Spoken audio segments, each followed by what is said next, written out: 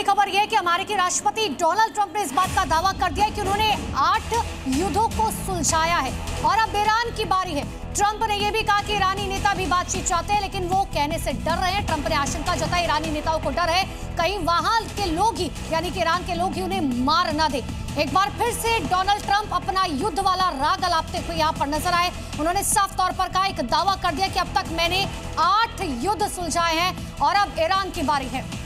तो एक तरफ डोनाल्ड ट्रंप दावे करे तो दूसरी तरफ बेंजामिन नेतन्याहू ने भी ईरान को धमकी दे दी है।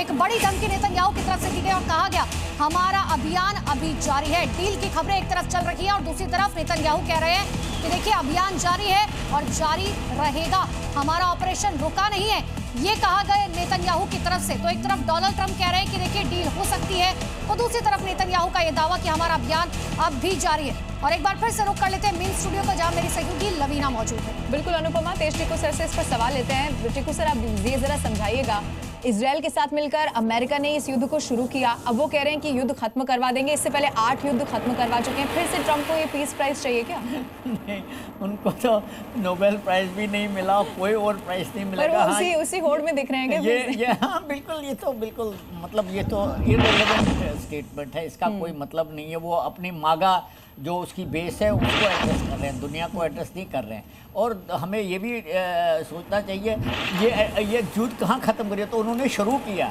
तो ये युद्ध कहाँ तक पहुँचा, कितना नुकसान हुआ, अगर उसका आकलन किया जाए तो जो उसको मचारो ने अपना वो दे दिया नोबेल प्राइज, वो भी उसके बोर्ड से हटाना चाहिए। ये सब बेकार की बातें हैं, इसका कोई इंटरनेशनल रिलेशन पर कोई असर नहीं पड़ता है।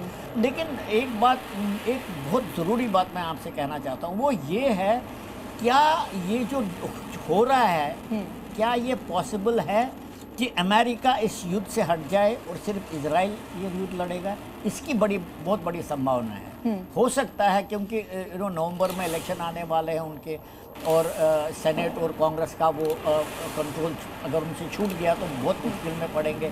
तो क्या अमेरिका ये गेम खेल रहा है कि भाई हम तो हट रहे हैं, जो इजराइल करेगा उसको करने की, तो सर्वाइवल तो इजराइल का है, सर्वाइवल तो ईरान का है। तो इसी पे क्या फिर वो मतलब ऐसा कर सकता है अमेरिका कि वो मदद तो करेगा इजराइल की, लेकिन किसी को पता नहीं चलने देगा, या फिर इसके बाद उन दोनों के रिश्ते कहीं खराब ना हो जाए अमेरिका इजराइल के?